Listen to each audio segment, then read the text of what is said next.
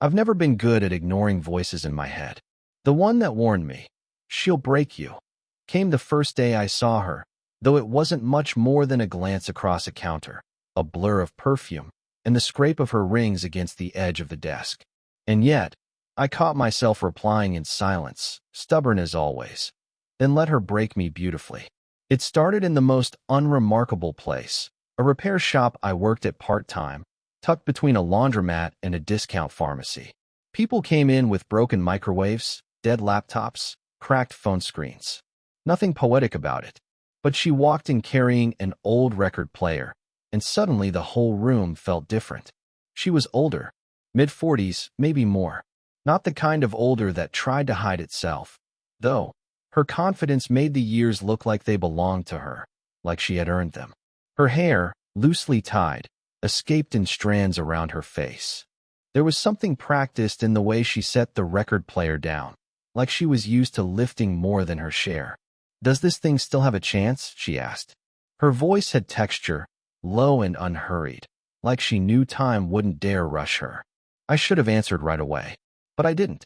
My eyes were stuck on the way her thumb rested against the corner of the player, tapping lightly, as if holding back something. Nervousness, impatience, maybe even a memory. By the time I finally managed a reply, it came out clumsy. Yeah? Maybe. I mean, depends on what's wrong with it." Her mouth tugged at the corner, a smile that wasn't quite a smile. She didn't laugh at me, though, just tilted her head slightly, studying me longer than most customers ever would. That pause was too long. I caught my breath without meaning to. When I took the record player, my hands brushed hers. Nothing dramatic, nothing Hollywood perfect, just skin against skin for a fraction too long. But it felt heavier than it should have, like a weight I didn't know I was ready to carry. She noticed. Of course she did. Her hand pulled back quickly, but not before her eyes flickered toward me. Steady, unreadable. That was the first real spark, though neither of us admitted it. "Name?" I asked, more to break the silence than for the intake form. "Amira," she said, as if the word already belonged to me. I wrote it down, slower than necessary. My handwriting looked nervous beside hers on the sign-in sheet. She glanced at the form, then at me, and said nothing. That silence pressed between us harder than any conversation could. I tried to keep it professional, to ask about the machine, the parts, the cost. But she didn't seem interested in the details. She let me fumble through the explanation, arms crossed loosely, gaze soft but steady on me. Every now and then she'd nod, but she never interrupted. That imbalance, me talking too much, her saying less, left me strangely exposed. When she finally spoke, it wasn't about the repair at all. "Do you listen to vinyl?" The question landed like a stone dropped into still water. I froze, then admitted, "Not really. I mean, not yet." Her expression barely shifted, but something softened. She leaned closer, tapping the lid of the record player. "Then fix it. Maybe it'll change your answer." That was it. No goodbye, no lingering look back. She just walked out, leaving behind the faintest trace of sandalwood perfume and an empty space that felt too quiet. I stood there, hands still on the machine, pulse stubbornly refusing to slow down. And for the rest of that day, I couldn't stop replaying her words. "Then fix it. Maybe it'll change your answer." The record player sat on my workbench longer than it should have. Every time I told myself I'd finish it that evening, I found reasons to stretch the process out. Replace one belt today, clean the needle tomorrow.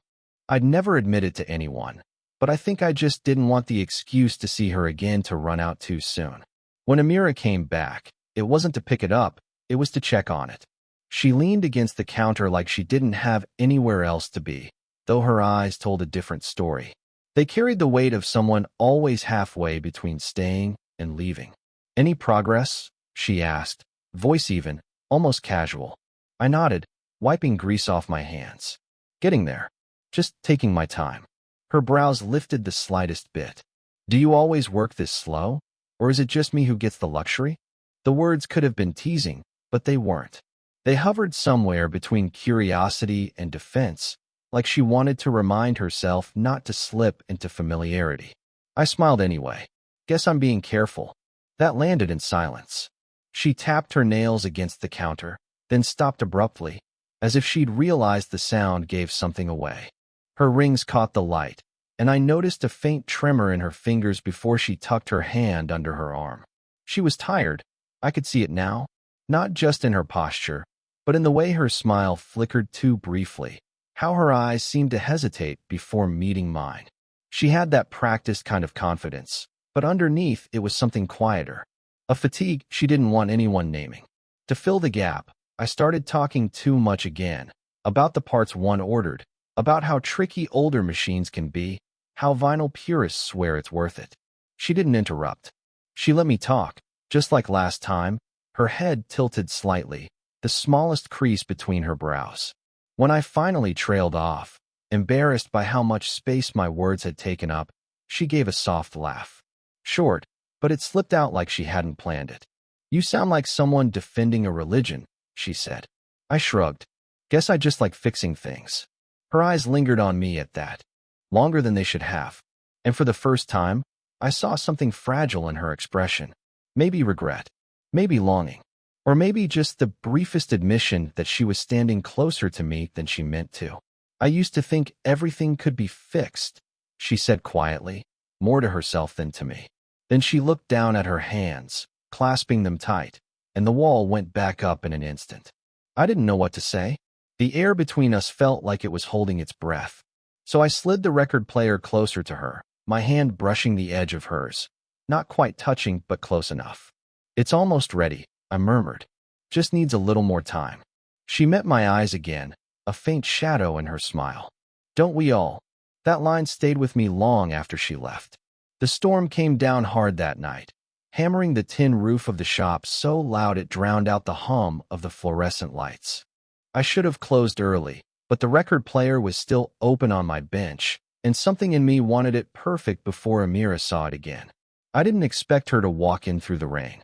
Her coat was wet at the shoulders, hair sticking damp against her cheek. She shut the door behind her with a sharp push, water dripping onto the floor tiles. "You're still here," she said, almost accusingly. I shrugged. Didn't feel like going home. For a moment, neither of us moved. She glanced at the record player on the counter, then at me, then back again. The air smelled like wet pavement and her perfume, muted by rain. "I didn't come to check on it," she said softly. "Not tonight." That admission landed heavier than I knew what to do with. I wiped my hands on a rag, stalling, because if I met her eyes too long, I wasn't sure I could look away. "Then why?" I asked before I could stop myself. She laughed under her breath, a tired, self-conscious sound. "I don't know. Maybe. I just didn't want to sit alone listening to the storm." The vulnerability in her voice made my chest tighten. I motioned toward the stool by the counter, and she sat, crossing her legs, her hand brushing against mine when I handed her a dry cloth. The touch lingered a second too long, neither of us pulling away quickly enough. We didn't speak for a while, just the storm filling the silence, her fingers tracing idle patterns on the countertop. I found myself watching the curve of her hand, the faint lines at the corners of her eyes, the way her shoulders seemed to carry more than the rain. At one point, her eyes lifted to mine, steady but uncertain. "You're too young to be wasting nights in places like this," she murmured. "You came too," I said quietly. Her lips parted as if to reply, but she stopped, biting down gently on the thought. The hesitation itself felt louder than words. And then it happened, the kind of closeness that doesn't need announcing. We leaned in, maybe for warmth, maybe for something else. The storm muffled the world outside, leaving only her breath close enough for me to feel against my cheek. I swear she almost closed the space between us. But then her phone rang. Sharp, jarring, cutting through the moment. She pulled back like the spell had burned her. One glance at the screen, and I saw her face harden, a name flashing across she didn't want me to notice. "Sorry," she whispered, standing too quickly, clutching the phone to her chest. I nodded, trying to look unaffected, though my pulse still hadn't calmed. She paused at the door, rain spilling in when she opened it. For half a second, she turned back, lips parted, as if she might say something, anything. But nothing came. And then she was gone, leaving only the storm and the unfinished words between us. The rain had cleared by the time Amira came again. Days had passed since that storm, but its echo lingered between us. I had half convinced myself she wouldn't come back, that the phone call, whoever it was, had ended whatever fragile thread had pulled her toward me. Yet there she was, standing at the counter with her coat folded neatly over one arm, her eyes skimming the floor before daring to meet mine. "The player's ready," I told her. My voice sounded too formal, too distant, but I didn't know how else to speak. She nodded, stepping closer, fingertips brushing the polished wood of the machine. I expected her to smile, maybe offer some practice thank you. But instead she stood still, shoulders tense, jaws set in a way that felt almost defensive. I couldn't take the silence anymore. "Amira, what are we doing?" The question slipped out, rougher than I intended. For a second, I thought she'd pretend she hadn't heard. But her eyes lifted, locking onto mine with a steadiness that made my chest ache. Her lips parted, then closed again. She inhaled, slow and careful, like she was choosing which part of herself to let out. "I shouldn't be here," she said at last. The words landed quietly, but they shook the room more than thunder ever could. I didn't answer right away. I couldn't. My throat was dry, hands restless at my sides. "Then why are you?" I asked. Her gaze dropped to the record player. She traced the edge of it with her finger, almost tenderly, before whispering, "Because you look at me like I'm not already broken." The admission hung there, raw and unguarded. I wanted to reach for her, but I didn't move. I just stood there, caught between wanting to close the space and terrified of shattering what she had just handed me. "You're not broken," I said, though my voice betrayed the doubt in my own words. Her laugh was quiet, hollow, barely even a laugh at all. "That's because you don't know me." I didn't push further. Neither of us did. We just stood there, silence stretching between us, thick with everything we couldn't say. She finally met my eyes again, and in that long stare was something more devastating than a kiss would have been. The kind of truth people spend years running from. Her fingers trembled as she reached for the record player, then stopped midway, withdrawing her hand as if it weighed too much. She looked at me, eyes glassy now, and whispered the words that would not leave me for nights after. "Don't make me feel alive if you can't keep me that way." I thought she wouldn't return after what she'd said. But a week later, I found her standing outside the shop, waiting before opening hours, arms folded tight against the morning chill. She looked different, hair pinned neatly, sunglasses shielding her eyes even though the sun hadn't climbed high yet. When she finally pushed the glasses onto her head, I saw the fatigue etched deeper than before. "Sorry," she said. I didn't know where else to go. I unlocked the door without asking questions. She stepped inside, sat down on the stool by the counter like it was already hers, and placed her phone in front of her. The screen was cracked, a voicemail notification still glowing. "I wasn't going to tell you this," she began, voice hushed. "But you remind me of him." I didn't move. My hands hovered above the counter, unsure whether to pull away or lean closer. "My brother," she clarified after a pause. "You're about his age when we lost him. The way you fill silence with too many words, the way you're stubborn about fixing things. He was like that too." Her eyes glistened, though she blinked fast, refusing to let it spill over. "That night, when my phone rang, it was my mother," she continued. "She still calls when the grief gets heavy. She thinks I don't answer because I'm busy. But the truth is," her voice caught, "the truth is I can't hear his name without falling apart. Not even now. Not even after all these years." I didn't know what to say. Words felt useless in the face of that kind of fracture.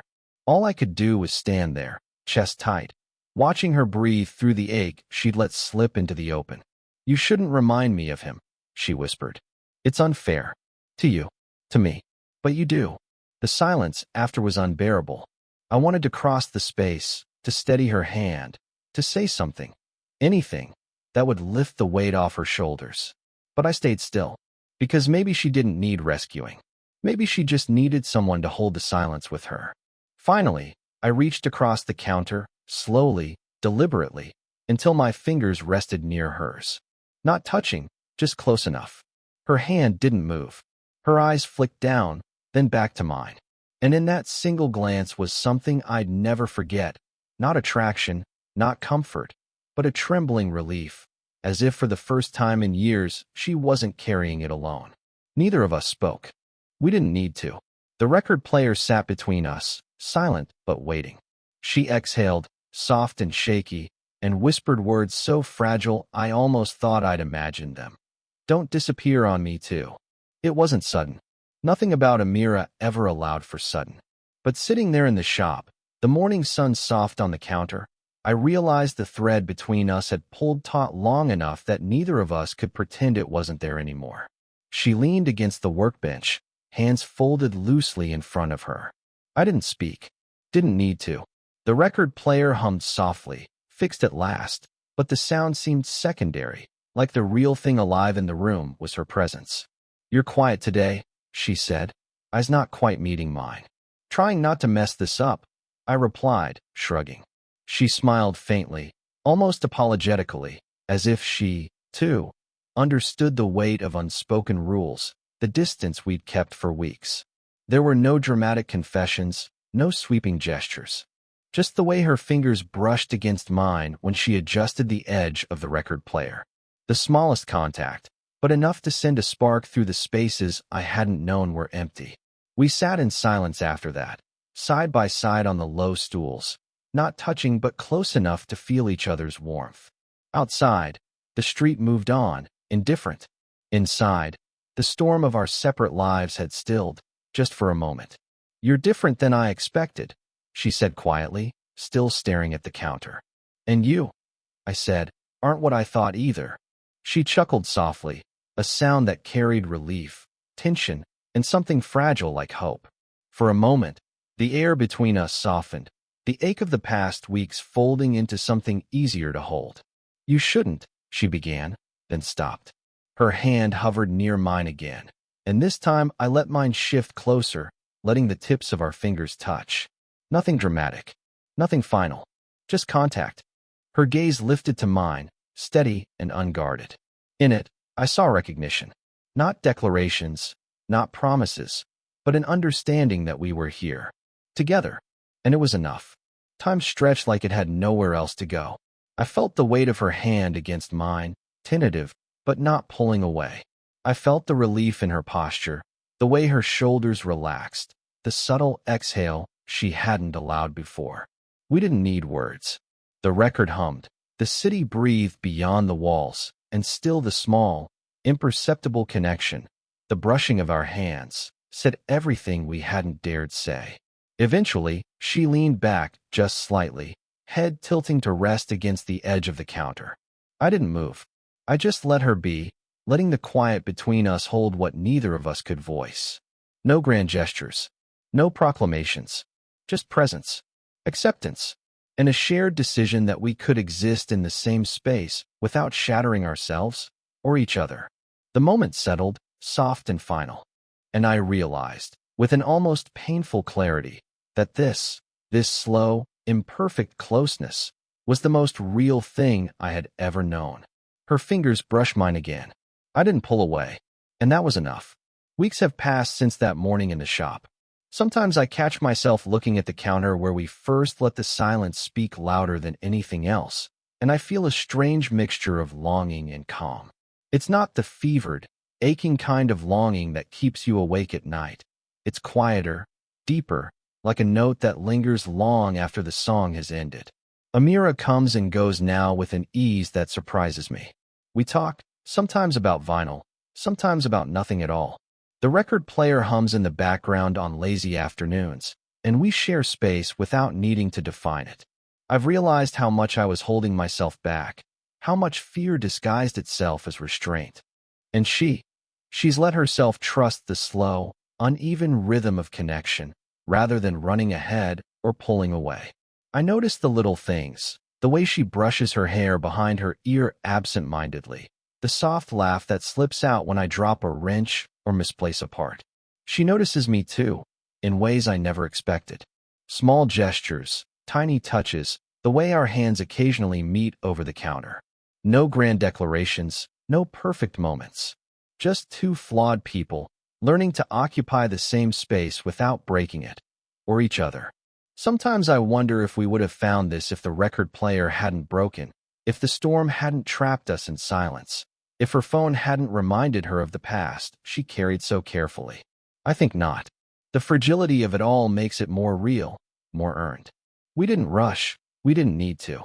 We simply moved closer, day by day, letting what was impossible feel possible. I feel different now. Less impatient, less certain that the world is supposed to hand me clarity in neat little parcels. I can sit in ambiguity, can watch her step into the shop and know that something unspoken is waiting, without needing to name it.